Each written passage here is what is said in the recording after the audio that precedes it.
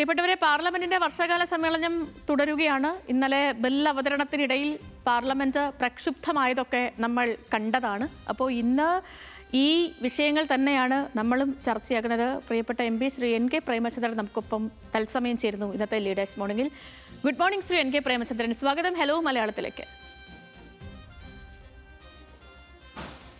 Good morning. Hello good morning. Shri NK Premachandran പറഞ്ഞ പോലെ ഇപ്പോൾ കേന്ദ്ര സർക്കാരിന് സമീപകാലത്തേറ്റ വലിയൊരു പ്രഹരമായിരുന്നു വിദ്യാഭ്യാസ മന്ത്രി ധർമ്മേന്ദ്ര പ്രധാന്റെ രാജി. അതിനെ തുടർന്നുണ്ടായ സംഭവങ്ങളൊക്കെ നമ്മൾ സംസാരിച്ചുകൊണ്ടും ചർച്ച ചെയ്തുകൊണ്ടും രാജ്യം കണ്ടുകൊണ്ടുമൊക്കെ ഇരിക്കുകയാണ്. ഇപ്പോൾ ഇന്നലെ സഭയിൽ ബിൽ അവതരണമൊക്കെ നടന്നു. അതിനിടയിൽ പ്രതിപക്ഷ നേതാവ് രാഹുൽ ഗാന്ധിയെ സംസാരിക്കാൻ പോലും അനുവദിക്കാത്തത് നമ്മൾ കണ്ടു. ഇതിൽ സഭയിൽ ബഹളമുണ്ടാക്കുന്നത് പ്രതിപക്ഷമല്ല. സാധാരണ നമ്മൾ ഈ സഭയൊക്കെ പ്രക്ഷുബ്ധമാകുമ്പോൾ എപ്പോഴും ബഹളമുണ്ടാക്കുന്നതും അല്ലെങ്കിൽ സംസാരിക്കുന്നതും ഒക്കെയും പ്രതിപക്ഷത്തിൻ്റെ ഭാഗത്തു നിന്നായിരിക്കും. പക്ഷേ ഇന്നലെ ഭരണപക്ഷം പ്രതിപക്ഷത്തെ സംസാരിക്കാൻ അനുവദിക്കാത്തതാണ് നമ്മൾ കണ്ടത്. ഇന്നും സമാനമായ സംഭവ വികാസങ്ങളൊക്കെ സഭയിൽ ഉണ്ടാകുമെന്ന് കരുതപ്പെടുന്ന ഒരു ദിവസം കൂടിയാണ്. അപ്പോൾ എങ്ങനെയായിരിക്കും ഈ വിഷയങ്ങളിലെ ഇന്ത്യ മുന്നണിയുടെ നിലപാട്? ശ്രീ NK പ്രേമചന്ദ്രൻ, ഈ സംഭവങ്ങളൊക്കെ വിശകലനം ചെയ്യുമ്പോൾ എന്താണ് മനസ്സിലാകുന്നത്?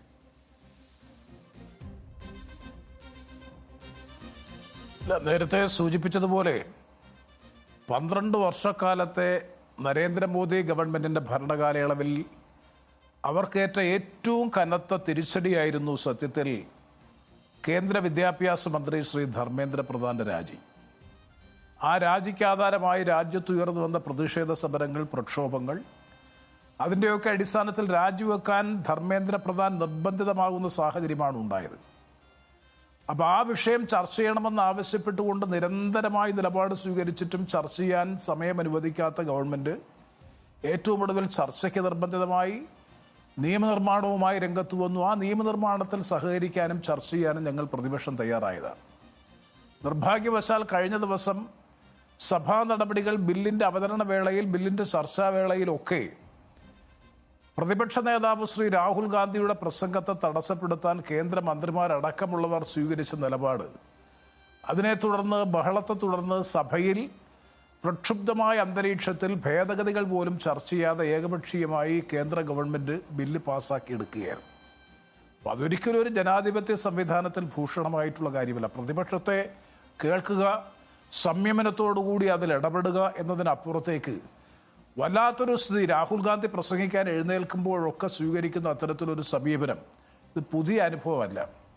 അപ്പോൾ അതിൻ്റെ അടിസ്ഥാനത്തിൽ ഇന്ന് രാവിലെ 10 മണിക്ക് പ്രതിപക്ഷ കക്ഷി നേതാക്കളുടെ യോഗം ബഹുമാനപ്പെട്ട ശ്രീ മല്ലികാർജുൻ ഖാർഗെയുടെ ഓഫീസിൽ വെച്ച് രാവിലെ 10 മണിക്ക് ചേരുന്നുണ്ട്. ഇന്നത്തെ സ്ട്രാറ്റജിയെ സംബന്ധിച്ച് ആ യോഗത്തിലാണ് സാധാരണഗതിയിൽ തീരുമാനിക്കാറുള്ളത്. ഇന്ന് സുപ്രീം കോടതിയിൽ ജഡ്ജിമാരുടെ എണ്ണം 33-ൽ നിന്ന് 36 വർദ്ധിപ്പിക്കുന്നതുമായി ബന്ധപ്പെട്ട ഒരു ബില്ലാണ് ചർച്ചയ്ക്കായി ലിസ്റ്റ് ചെയ്തിട്ടുള്ളത്. അതിൽ സഹകരിക്കണമോ വേണ്ടയോ എന്ന കാര്യത്തെ സംബന്ധിച്ചും സഭയ്ക്കകത്തും പുറത്തും സ്വീകരിക്കേണ്ട നിലപാടിനെ സംബന്ധിച്ചുമൊക്കെ കൃത്യമായി ഇന്നത്തെ യോഗം ചർച്ച ചെയ്ത് ആ കാര്യത്തിൽ തീരുമാനമെടുക്കും. രാജ്യസഭയെ സംബന്ധിച്ചിടത്തോളം ഇന്നലെ ലോക്സഭ പാസാക്കിയ ബിൽ, ബഹളത്തിനിടയിൽ പാസാക്കിയ ബിൽ ഇന്ന് രാജ്യസഭയിൽ ചർച്ചയ്ക്ക് വരും. സ്വാഭാവികമായും പൊതുപരീക്ഷയുമായി ബന്ധപ്പെട്ട, നീറ്റുമായി ബന്ധപ്പെട്ട വിഷയത്തിൽ ചർച്ച ചെയ്യണമെന്നുള്ള പ്രതിപക്ഷത്തിൻ്റെ പൊതുനിലപാടിൻ്റെ അടിസ്ഥാനത്തിൽ രാജ്യസഭയിൽ ചർച്ചയോട് സഹകരിക്കും, ചർച്ചയിൽ പാർട്ടിസിപ്പേറ്റ് ചെയ്യും. ലോക്സഭയിലുള്ള നിലപാടിനെ സംബന്ധിച്ചിടത്തോളം ഇന്ന് രാവിലെ ചേരുന്ന പ്രതിപക്ഷ കക്ഷി നേതാക്കളുടെ ഫ്ലോർ ലീഡേഴ്സിൻ്റെ മീറ്റിംഗിൽ ആ കാര്യത്തെ സംബന്ധിച്ച് വ്യക്തമായ തീരുമാനം കൈക്കൊള്ളുന്നതാണ്. ഓക്കെ. ശ്രീ NK പ്രേമചന്ദ്രൻ, ഇപ്പം ഡൽഹിയിൽ പെല്ലറ്റ് ഗൺ ആക്രമണം ഉണ്ടായിട്ടുണ്ട്. അതിൽ ഒരു കുട്ടിയുടെ കാഴ്ചശക്തി പോലും നഷ്ടപ്പെട്ട് നമ്മൾ വളരെ സങ്കടത്തോടു കൂടി സംസാരിച്ചു കൊണ്ടിരിക്കുന്നു. ബീഹാറിൽ AK-47 ഉപയോഗിച്ച് വെടിവെച്ചു. കൺമുന്നിലാണ് പെൺകുട്ടികളെ അടക്കം ആക്രമിച്ചത്. പക്ഷേ ഈ വെടിവെപ്പേ ഉണ്ടായിട്ടില്ല എന്നാണ് BJPയുടെ പരസ്യമായ ന്യായീകരണം. അപ്പം അതിനോട് എന്താണ് അങ്ങയുടെ ഒരു നിലപാട്? കഴിഞ്ഞ ദിവസം 2 ദിവസം നടന്ന സഭയിൽ നടന്ന ചർച്ചയിൽ അതൊരാക്ഷേപമായി പോലും BJPയും അതുപോലെ നിഷ്പക്ഷമതികളായ ചിലരുമൊക്കെ തെറ്റിദ്ധരിച്ച് വരുന്നുണ്ട്. ബില്ലിനെ സംബന്ധിച്ചല്ല പ്രതിപക്ഷം ചർച്ച ചെയ്തത്, ലാത്തി ചാർജ് ഉൾപ്പെടെയുള്ള സംഭവവികാസങ്ങളെ. ഒരു പരിധിവരെ ശരിയാണ്. ബില്ലിൻ്റെ ഉള്ളടക്കത്തെ സംബന്ധിച്ച് ഞാൻ പറഞ്ഞല്ലോ, ബില്ലിനെ സംബന്ധിച്ചിടത്തോളം കാര്യമാത്ര പ്രസക്തമായിട്ടൊന്നുമില്ല. നിലവിലുള്ള ശിക്ഷ കാലാവധിയും അതുപോലെ ഫൈൻ അടക്കമുള്ള കാര്യങ്ങൾ വർദ്ധിപ്പിക്കുന്നതിനപ്പുറത്തേക്ക് ഈ ചോദ്യപേപ്പർ ചർച്ച തടയാനും അല്ലെങ്കിൽ അതുമായി ബന്ധപ്പെട്ട പുതിയ ഏതെങ്കിലും തരത്തിലൊരു നിയമനിർമ്മാണമല്ല സഭയിൽ അവതരിപ്പിച്ചത്. കേവലം നിലവിലുള്ള ശിക്ഷ, അതിൻ്റെ കാലാവധിയും അതിൻ്റെ കോണ്ടവും വർദ്ധിപ്പിക്കുക എന്നതിനപ്പുറത്തേക്ക് ആ ബില്ലിൽ പ്രസക്തമായിട്ടൊന്നുമില്ല. അപ്പോൾ ആ ബില്ല് അവതരണ വേളയിൽ ഞങ്ങൾ സഹകരിച്ചപ്പോൾ സ്വാഭാവികമായും ഈ കാര്യം ചർച്ച ചെയ്യും. ഞങ്ങൾ ആദ്യം തന്നെ ഉന്നയിച്ചതാണ് ഈ വിഷയം, നീറ്റുമായി ബന്ധപ്പെട്ട വിഷയം ചർച്ച ചെയ്യണമെന്ന്. അതിനനുവദിച്ചില്ല, സമയം കിട്ടിയില്ല. സ്വാഭാവികമായും പാർലമെന്റ് സമ്മേളിച്ചു കൊണ്ടിരിക്കുമ്പോൾ രാജ്യ തലസ്ഥാനമായിട്ടുള്ള ഡൽഹിയിൽ വിദ്യാർത്ഥികൾക്കെതിരെ, കൗമാര യൗവന പ്രായത്തിൽപ്പെട്ട പുതുതലമുറയ്ക്കെതിരെ ന്യായമായ ആവശ്യത്തിന് വേണ്ടി ജനാധിപത്യപരമായ മാർഗത്തിലൂടെ സമരം ചെയ്യുന്ന വിദ്യാർത്ഥി യുവജന സമൂഹത്തിനെതിരായി പെല്ലറ്റ് തോക്ക് ഉപയോഗിച്ച് ആക്രമിക്കുക, ബീഹാറിൽ പാറ്റ്നയിൽ AK-47 ഗൺ ഉപയോഗിച്ച് വെടിവെക്കുക എന്നൊക്കെ പറയുന്നത് നമ്മുടെ രാജ്യത്ത് ശത്രു സൈന്യത്തെ നേരിടുന്നത് എങ്ങനെയാണോ അതിന് സമാനമായിട്ടുള്ള നിലയിലാണ് ഈ കഴിഞ്ഞ ദിവസങ്ങളിൽ രാജ്യത്തിൻ്റെ വിവിധ ഭാഗങ്ങളിൽ നമ്മൾ കണ്ടത്. അതൊരിക്കലും നീതീകരിക്കാൻ കഴിയുന്നതല്ല. അതുകൊണ്ടാണല്ലോ സമരം ഒത്തുതീർപ്പാക്കുന്നതുമായി ബന്ധപ്പെട്ട് CJPയുടെ പ്രതിനിധികളുമായി 2 കേന്ദ്രമന്ത്രിമാർ സംസാരിച്ചപ്പോൾ മുഴുവൻ കേസുകളും പിൻവലിക്കാമെന്നവർ സമ്മതിച്ചതിൻ്റെ അടിസ്ഥാനപരമായ കാരണം തന്നെ പോലീസ് എക്സസ് ഗവൺമെന്റിന്റെ ഭാഗത്തുനിന്ന് ഉണ്ടായിട്ടുണ്ട് എന്ന വ്യക്തമായ ബോധ്യത്തിന്റെയും സ്വയം വിമർശനത്തിന്റെയും അടിസ്ഥാനത്തിലാണ്. അപ്പോൾ അതിനെ സംബന്ധിച്ച് പാർലമെന്റിൽ ചർച്ച നടക്കുമ്പോൾ പറയാതിരിക്കാൻ എങ്ങനെ കഴിയും? അപ്പോൾ അത്തരം വിഷയങ്ങൾ പറയുമ്പോൾ പ്രതിപക്ഷം അത് ഉന്നയിക്കുമ്പോൾ ഭരണപക്ഷം പ്രകോപനാത്മകമായ നിലപാട് സ്വീകരിച്ച് സഭാ നടപടികൾ തടസ്സപ്പെടുത്തി ബഹളത്തിനിടയിൽ ബില്ല് പാസാക്കിയെടുക്കുക എന്ന തന്ത്രപരമായ സമീപനം സ്വീകരിക്കുന്നത് ഒരിക്കലും രാജ്യത്തിന്റെ ഭാവിക്ക് നല്ലതല്ല എന്നാണ് നിങ്ങളുടെ വിശ്വാസം. പിന്നെ ബില്ലിനെ സംബന്ധിച്ചിടത്തോളം കഴിഞ്ഞ ദിവസം ഞാൻ ഉന്നയിച്ചൊരു പ്രധാനപ്പെട്ട വിഷയം, പ്രേമചന്ദ്രൻ, ഇപ്പം ഞാനൊരു കാര്യം ചോദിക്കാതിരിക്കട്ടെ. ഇപ്പം അങ്ങ് ഈ നീറ്റ് വിഷയവുമായിട്ട് ബന്ധപ്പെട്ട് ഇപ്പം കഴിഞ്ഞ ദിവസങ്ങളിൽ ഒരു ദേശീയ മാധ്യമത്തിന് നൽകിയ അഭിമുഖത്തിൽ അങ്ങ് തന്നെ ഈ നീറ്റ് ഫോമിനെ കുറിച്ചിട്ടൊരു ഡ്രോപ്പ് എക്കോണമി എന്നൊരു പ്രയോഗം നടത്തുകയുണ്ടായി. ശരിക്കും അങ്ങ് അതുകൊണ്ട് ഉദ്ദേശിച്ച കാര്യം എന്താണ്? ഈ നീറ്റുമായി ബന്ധപ്പെട്ടുകൊണ്ടുള്ള ഒരു ഡ്രോപ്പ് എക്കോണമി എന്താണ്? 7 മിനിറ്റ് നീണ്ടു നിന്ന കഴിഞ്ഞ ദിവസത്തെ എൻ്റെ ലോക്സഭയിലെ പ്രസംഗത്തിൽ ഏറ്റവും കൂടുതൽ ശ്രദ്ധേയമായി നിരവധി പേർ എന്നോട് വന്ന് ചോദിച്ച ചോദ്യമാണ് ഇപ്പോൾ ഈ ചർച്ചയിൽ എന്നോട് ഉന്നയിച്ചത്.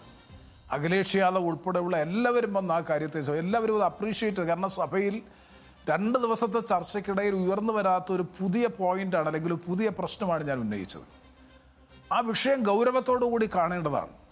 കാരണം നമ്മുടെ രാജ്യത്തിൻ്റെ സമ്പദ് വ്യവസ്ഥയെ എങ്ങനെയാണ് ഈ നീറ്റ് പരീക്ഷാ സമ്പ്രദായം ബാധിക്കുന്നത് എന്നുള്ളതാണ് ഞാൻ സൂചിപ്പിച്ചത്. അതാണ് ഡ്രോപ്പ് ഇയർ എന്ന നിലയിൽ. കാരണം ഒരു വർഷം നഷ്ടപ്പെടുകയാണ്. ഈ രാജ്യത്തെ ഏറ്റവും വലിയ സമൂഹത്തിൻ്റെ സത്ത എന്ന് വിശേഷിപ്പിക്കുന്ന, സർഗാത്മകമായ ശക്തി എന്ന് വിശേഷിപ്പിക്കുന്ന കൗമാര യൗവന പ്രായത്തിൽപ്പെട്ട പുതുതലമുറയുടെ ശക്തിയും കരുത്തും അവരുടെ ആ മാനവ വിഭവ ശേഷി രാഷ്ട്ര നിർമ്മാണ പ്രക്രിയയ്ക്ക് വിനിയോഗിക്കേണ്ട അത് പാഴായി പോവുകയാണ്. അതാണ് ഡ്രോപ്പ് ഇയർ. ഞാനതിൻ്റെ കണക്കുകൾ കൃത്യമായി തന്നെ പറയാൻ ആഗ്രഹിക്കുന്നു. കാരണം ഏതാണ്ട് 20-30 ലക്ഷത്തോളം പേരാണ് നീറ്റ് പരീക്ഷ ശരാശരി എഴുതുന്നത്. ഒരിക്കൽ പരീക്ഷ എഴുതി പരാജയപ്പെട്ടാൽ അല്ലെങ്കിൽ ക്വാളിഫൈ ചെയ്തില്ലെങ്കിൽ, മെഡിക്കൽ അഡ്മിഷൻ കിട്ടിയില്ലെങ്കിൽ അവർ 2ാമതും 3ാമതും 4ാമതും റിപ്പീറ്റ് ചെയ്യും. അങ്ങനെ റിപ്പീറ്റേഴ്സ് ബാച്ച് എന്ന നിലയിൽ തന്നെ കോച്ചിങ് സെൻ്ററുകളിൽ ഇതുമായി ബന്ധപ്പെട്ട ബാച്ചുകളുണ്ട്. അപ്പോൾ 20 ലക്ഷത്തിനും 30 ലക്ഷത്തിനും ഇടയിലെ കുട്ടികൾ 2, 3, 4 വർഷക്കാലമായി റിപ്പീറ്റഡ് കോഴ്സ് ചെയ്ത് ഇതുമായി ബന്ധപ്പെട്ട് പരീക്ഷ എഴുതി നിൽക്കുമ്പോൾ ഉണ്ടാകുന്ന ധനനഷ്ടം, രാജ്യത്തിൻ്റെ ധനനഷ്ടം നിങ്ങൾ പരിശോധിച്ചാൽ അറിയാം. ആ കുട്ടിയുടെ കുടുംബ ചെലവും അതുപോലെ തന്നെ ആ കുട്ടിയുടെ ഈ പരീക്ഷയ്ക്കും കോച്ചിങ്ങിനും വേണ്ടി വരുന്ന ചെലവെല്ലാം കൂടി കണക്കാക്കുമ്പോൾ ശരാശരി ഒരു വർഷം 3 മുതൽ 6 ലക്ഷം രൂപ വരെ വേണ്ടിവരും. അപ്പോൾ ഒരു 30 ലക്ഷം കുട്ടികൾ ഈ നിലയിൽ നിൽക്കുന്നു എന്നുണ്ടെങ്കിൽ കണക്ക് കൂട്ടി നോക്കിക്കഴിഞ്ഞാൽ ഏതാണ്ട് 90,000 കോടി രൂപയാണ് ഇതിനു വേണ്ടി ചെലവഴിക്കപ്പെടുന്നത്. വീട്ടു ചെലവ് ഉൾപ്പെടെയാണ് ഞാൻ സൂചിപ്പിച്ചത്. അങ്ങനെ വരുമ്പോൾ സ്വാഭാവികമായി ഇത് നമ്മുടെ രാജ്യത്തിൻ്റെ സമ്പദ് വ്യവസ്ഥയ്ക്ക് മുതൽക്കൂട്ടാകുന്നില്ല. ഇതേതെങ്കിലും പ്രൊഡക്റ്റീവ് എക്കണോമിയിൽ ഇൻവെസ്റ്റ് ചെയ്യുന്നില്ല. ഈ കുട്ടികൾ ഈ 1-2 വർഷക്കാലങ്ങളിൽ 2-3 വർഷക്കാലം മെഡിക്കൽ എൻട്രൻസ് എക്സാമിനേഷനായിട്ടുള്ള നീറ്റുമായി ബന്ധപ്പെട്ട പരിശീലനത്തിൽ നിൽക്കുമ്പോൾ നീറ്റുമായി ബന്ധപ്പെട്ട കാര്യങ്ങളെ സംബന്ധിച്ചുള്ള അവബോധം ഉണ്ടാകുന്നു, ആ പരീക്ഷയെ സംബന്ധിച്ചുള്ള അറിവ് ആർജിക്കുന്നു എന്നുള്ളതല്ലാതെ ഒരു പുതിയ അറിവും അവർ ആർജിക്കുന്നില്ല, ഒരു വൈദഗ്ധ്യവും അവർ നേടുന്നില്ല, ഒരു സ്കില്ലും അക്വയർ ചെയ്യുന്നില്ല, അവർക്കൊരു ജോലിയുമില്ല. കേവലം ഇതിനു വേണ്ടി 2-3 വർഷക്കാലം ഇതിനു വേണ്ടി മെനക്കെടുമ്പോൾ ഞാൻ നേരത്തെ സൂചിപ്പിച്ചതുപോലെ ആ പണം, അവിടെയാണ് ഏറ്റവും പ്രധാനപ്പെട്ട പ്രശ്നം. ഇതിനു വേണ്ടി ചെലവഴിക്കുന്ന പണം പ്രൊഡക്റ്റീവ് എക്കണോമിയിലേക്ക് പോകുന്നില്ല. ഹ്യൂമൻ ക്യാപിറ്റൽ ഡെവലപ്പ് ചെയ്യാൻ വേണ്ടി വിനിയോഗിക്കുന്നില്ല, മറ്റേതെങ്കിലും തരത്തിലുള്ള സൃഷ്ടിപരമായ പ്രവർത്തനത്തിന് വേണ്ടി വിനിയോഗിക്കുന്നില്ല. അതിനെയാണ് സസ്പെൻഡഡ് ഡെവലപ്മെൻറ്റ് അനിമേഷൻ എന്ന ഒരു വാചകം കൊണ്ട് ഇതുമായി ബന്ധപ്പെട്ട വിദഗ്ധരൊക്കെ സസ്പെൻഡഡ് ഡെവലപ്മെൻറ്റ് അനിമേഷൻ, അതായത് ഒരു തലമുറയുടെ വികസനം തന്നെ സസ്പെൻഡ് ചെയ്തിരിക്കുകയാണ്. അതൊരു വല്ലാത്തൊരു അവസ്ഥയിലേക്ക് നിൽക്കുകയാണ്. അപ്പോൾ ഇത് രാജ്യത്തെ ഗൗരവ ബുദ്ധിയോടുകൂടി നമ്മൾ കാണേണ്ടതാണ്. ഒരു പ്രവേശന പരീക്ഷയുടെ പേരിൽ 10-20 ലക്ഷത്തിലധികം കുട്ടികൾ റിപ്പീറ്റഡ് ബാച്ച് ഉൾപ്പെടെയുള്ളവ ഒരു സ്കില്ലും അക്യൂർ ചെയ്യാതെ, ഒരു പുതിയ നോളജും അക്യൂർ ചെയ്യാതെ, അല്ലെങ്കിൽ മറ്റേതെങ്കിലും തരത്തിലുള്ള ക്രിയേറ്റീവായിട്ടുള്ള ആക്ടിവിറ്റീസിൽ ഇൻവോൾവ് ചെയ്യേണ്ടതാണ് 1-2 വർഷം പാഴാക്കി കളയുന്നത്. അതുമൂലമുണ്ടാകുന്ന സമ്പദ് വ്യവസ്ഥയുടെ പ്രത്യാഘാതത്തെ സംബന്ധിച്ചാണ് ഈ കാര്യത്തെ സംബന്ധിച്ച് ഞാൻ നേരത്തെ സൂചിപ്പിച്ച സസ്പെൻഡഡ് ഡെവലപ്മെന്റ് അനിമേഷൻ എന്നതുകൊണ്ട് പ്രധാനമായും ഉദ്ദേശിച്ചത്. അതാണ് ഡ്രോപ്പ് ഇയർ എക്കണോമിയിൽ, നമ്മുടെ രാജ്യത്തിൻ്റെ സമ്പദ് വ്യവസ്ഥയിൽ ഉണ്ടാക്കുന്ന, നീറ്റ് പരീക്ഷ ഉണ്ടാക്കുന്ന ഏറ്റവും പ്രധാനപ്പെട്ട ഒരു ഇമ്പാക്റ്റാണ് ഇതാണ്. അതുകൊണ്ട് നീറ്റ് പരീക്ഷ ടോട്ടൽ റിവാമ്പിംഗ്, സമഗ്രമായ പുനഃസംഘടനയും പുനഃപരിശോധനയും നീറ്റ് പരീക്ഷയെ സംബന്ധിച്ച് ആവശ്യമാണ് എന്നുള്ള പൊതു ചർച്ചയാണ് രാജ്യത്ത് ഉയർന്നു വന്നിട്ടുള്ളത്. അതിനെ സംബന്ധിച്ചാണ് രാജ്യം ഗൗരവത്തോടു കൂടി ആലോചിക്കേണ്ടത്. ഇതിൻ്റെ ഒറ്റ ഗുണഭോക്താവ് മാത്രമാണ് ഈ കാര്യത്തിലുള്ളത്. ഈ കോച്ചിങ് സെൻറ്റേഴ്സ് നടത്തുന്ന വൻകിടക്കാരായിട്ടുള്ള കോച്ചിങ് സെൻറ്റേഴ്സ് മാത്രമാണ് ഈ കാര്യത്തിലൊരു ബെനിഫിഷ്യറി ആയിട്ടുള്ളത്. അതാണ് ഞാൻ ആവർത്തിച്ച് പറയുന്നത്. പുതുതലമുറ പുതിയ വൈദഗ്ധ്യം, തൊഴിൽ വൈദഗ്ധ്യം ആർജിക്കുന്നില്ല, നോളജ് ആർജിക്കുന്നില്ല, മറ്റേതെങ്കിലും തരത്തിലുള്ള ക്രിയേറ്റീവായിട്ടുള്ള ആക്ടിവിറ്റീസിൽ ഇൻവോൾവ് ചെയ്യുന്നില്ല. നമ്മുടെ പ്രൊഡക്റ്റീവ് എക്കണോമി, ഉൽപാദക സമ്പദ് വ്യവസ്ഥയിൽ, ഉൽപാദന മേഖലയിൽ ഇൻവെസ്റ്റ്മെന്റ് ഉണ്ടാകുന്നില്ല, ഒരു തരത്തിലുള്ള സംവിധാനവും ഉണ്ടാകുന്നില്ല. ഒരു പാഴ് അല്ലെങ്കിൽ വേസ്റ്റ് എന്ന് വിശേഷിപ്പിക്കാൻ കഴിയുന്ന നിലയിൽ വർഷങ്ങൾ രാജ്യത്തിന് നഷ്ടപ്പെടുകയാണ്. കുട്ടികൾക്കല്ല നഷ്ടപ്പെടുന്നത്, കുട്ടികളുടെ നീറ്റിന്റെ ഡ്രോപ്പ് ഇയർ ഇക്കോണമി അത് വളരെ വിശദമായി തന്നെ അങ്ങ് പറയുകയും ചെയ്തു. ശ്രീ NK പ്രേമചന്ദ്രൻ, ഇപ്പം 2-3 കാര്യങ്ങൾ. ഇപ്പം ഒന്ന്, വലിയ പ്രതിഷേധമുണ്ടായി, ഒടുവിൽ കേന്ദ്ര സർക്കാരിന് വച്ചൊഴിയേണ്ടി വന്നു, ധർമ്മേന്ദ്ര പ്രധാൻ രാജിവെക്കേണ്ടി വന്നു. ഈ രാജി കൊണ്ട് മാത്രം എല്ലാ പ്രശ്നങ്ങളും കഴിഞ്ഞോ? അതൊരു കാര്യം. ഇപ്പം മറ്റൊന്ന്, നമുക്കറിയാവുന്ന പോലെ ജന്തർ മന്ദറിൽ വിദ്യാർത്ഥി പ്രക്ഷോഭം ഉണ്ടായിരുന്നു. CJPയുടെ നേതൃത്വത്തിൽ വിദ്യാർത്ഥി പ്രക്ഷോഭം ഉണ്ടായിരുന്നു. അവിടെ നിരവധി പേർ പിന്തുണയുമായി എത്തി. കോൺഗ്രസിന്റെ ഭാഗത്തു നിന്ന് പ്രതിഷേധമുണ്ടായി. പ്രധാനമന്ത്രിയുടെ വസതിക്ക് മുന്നിൽ വലിയ പ്രതിഷേധമുണ്ടായി. ശരിക്കും പറഞ്ഞാൽ അതൊരു ടേണിംഗ് പോയിന്റ് ആയിരുന്നു.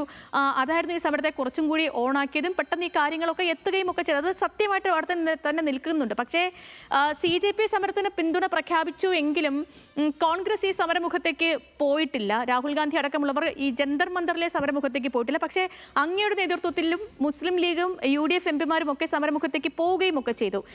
ഇന്നലെ സഭയിൽ രാഹുൽ ഗാന്ധി സംസാരിക്കുന്ന ഘട്ടത്തിൽ പോലും വിദ്യാർത്ഥികളുടെ ആവശ്യങ്ങൾ ഓരോന്ന് ഊന്നി പറയുമ്പോഴും, അല്ലെങ്കിൽ ഒരു 3 വിഭാഗത്തിലുള്ള മനുഷ്യർ ഇവിടെ ഉണ്ട് എന്നുള്ള കാര്യങ്ങളൊക്കെ സംസാരിക്കുന്ന ഘട്ടത്തിൽ പോലും ഒരിക്കൽ പോലും CJP എന്നൊരു പേര് പറയാൻ അദ്ദേഹം തയ്യാറായതുമില്ല. അപ്പം ശരിക്കും കോൺഗ്രസ് ഇവരുടെ പേര് പറയാനൊക്കെ തയ്യാറാകാത്തത്, അല്ലെങ്കിൽ പരസ്യമായിട്ട് CJPക്ക് പിന്തുണ പ്രഖ്യാപിക്കാത്തതൊക്കെയും എന്തെങ്കിലും തരത്തിൽ അതൊരു ഭയപ്പെടൽ കൊണ്ടാണോ?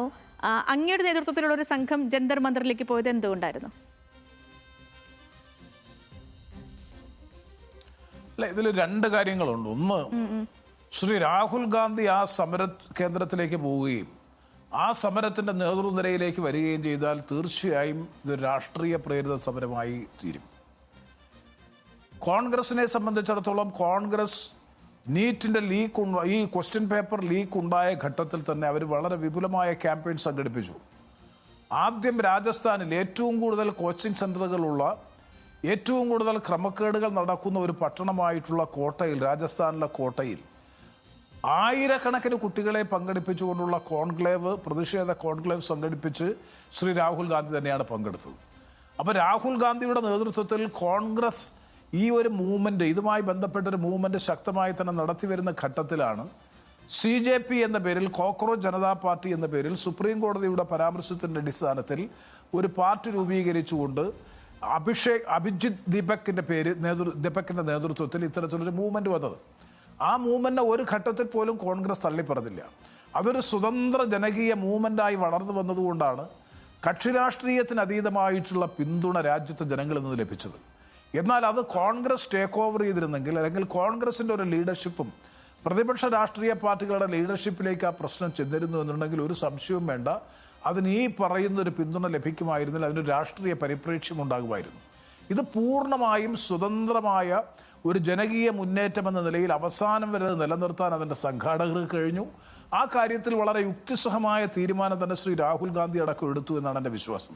എന്തുകൊണ്ട് ഞങ്ങൾ പോയി എന്ന് ചോദിച്ചാൽ, ഞങ്ങൾ പോകുന്നത് ഒരു ഐക്യദാർഢ്യം പ്രഖ്യാപിക്കാൻ വേണ്ടി പോകുന്നത് പോലെയല്ല. രാഹുൽ ഗാന്ധിയെ പോലെ ലോക്സഭയിലെ പ്രതിപക്ഷ നേതാവ്, രാജ്യം ശ്രദ്ധിക്കുന്ന ഏറ്റവും പ്രധാനപ്പെട്ട നേതാവ് കൂടിയായിട്ടുള്ള അദ്ദേഹം ആ സമരകേന്ദ്രത്തിലേക്ക് പോയാൽ സ്വാഭാവികമായും അദ്ദേഹത്തിലേക്ക് ആ സമരം കേന്ദ്രീകരിക്കുന്ന സ്ഥിതി ഉണ്ടാകും.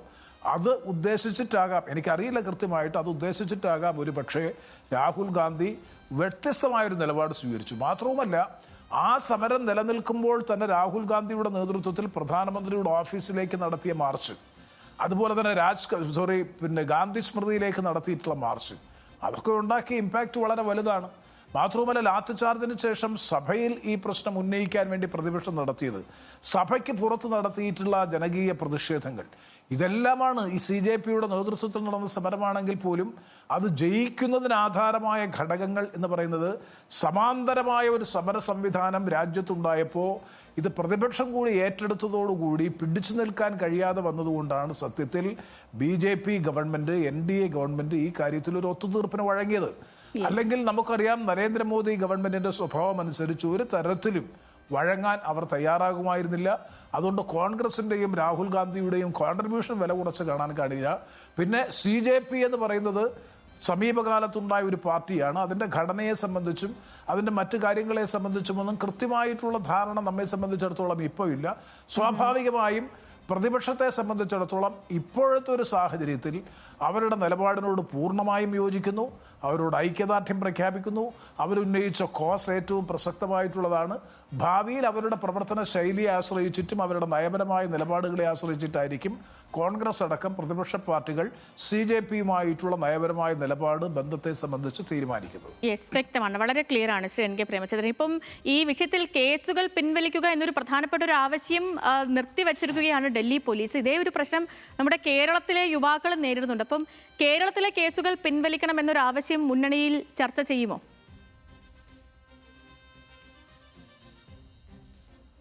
തീർച്ചയായിട്ടും ആ കാര്യം ചർച്ച ചെയ്യുമെന്ന് തന്നെയാണ് എൻ്റെ വിശ്വാസം. കാരണം നമ്മുടെ രാജ്യത്തിൻ്റെ ഭാഗമാണല്ലോ കേരളം. കാരണം കേന്ദ്ര ഗവൺമെന്റ് തന്നെ നീറ്റുമായി ബന്ധപ്പെട്ട് ഉയർന്നു വന്ന പ്രക്ഷോഭങ്ങളുടെ ഭാഗമായി ലോഡ് ചെയ്തിട്ടുള്ള FIRകളും കേസുകളും പിൻവലിക്കാമെന്ന് രാജ്യത്തൊരു പൊതു തീരുമാനം കേന്ദ്ര ഗവൺമെന്റ് എടുക്കുമ്പോൾ സ്വാഭാവികമായും സംസ്ഥാന ഗവൺമെന്റുകളും അതിന് അനുരോധമായിട്ടുള്ള നിലപാട് സ്വീകരിക്കും. കേരളത്തിലും ഇതുമായി ബന്ധപ്പെട്ട് രജിസ്റ്റർ ചെയ്തിട്ടുള്ള കേസുകളൊക്കെ പിൻവലിക്കാൻ സംസ്ഥാന ഗവൺമെന്റ് തയ്യാറാകണം എന്ന് തന്നെയാണ് എൻ്റെ വ്യക്തമായിട്ടുള്ള അഭിപ്രായം. കാരണം അതൊരു പൊതു നിലപാടാണ്, നിയമവിരുദ്ധമാണ്. ഏത് പ്രക്ഷോഭവും ഏത് സമരവും നിയമവിരുദ്ധമാണ്. നിയമലംഘന പ്രക്ഷോഭത്തിലൂടെയാണ് നമ്മുടെ രാജ്യത്തിന് സ്വാതന്ത്ര്യം കിട്ടിയത്. കടലിലെ ഉപ്പ് വറ്റിച്ച് ഉപ്പുണ്ടാക്കിയാണ് ബ്രിട്ടീഷ് ഇന്ത്യ ഗവൺമെന്റിന്റെ നിയമം ലംഘിച്ചുകൊണ്ട് ഗാന്ധിജിയുടെ നേതൃത്വത്തിൽ സാഹസികമായ സഹന സമരം നടന്നിട്ടുള്ളത്. അപ്പം നിയമലംഘനം സമരത്തിന്റെ ഭാഗമാണ്. പിന്നെ അക്രമോത്സുകമായിട്ടുള്ള പ്രവർത്തനങ്ങളെ സംബന്ധിച്ച് ക്രിമിനൽ ആക്ടിവിറ്റി സമരത്തിനിടയിൽ നുഴഞ്ഞു കയറി ഏതെങ്കിലും ക്രിമിനൽ സ്വഭാവത്തിലുള്ള ക്രിമിനൽ ആക്ടിവിറ്റീസ് ഇതിനെ സംബന്ധിച്ചൊക്കെ പ്രത്യേകം ആലോചിക്കേണ്ട കാര്യമാണ്. അതൊക്കെ ഗവൺമെന്റുകളാണ് ആ കാര്യത്തെ സംബന്ധിച്ചൊക്കെ ആലോചിക്കേണ്ടത്.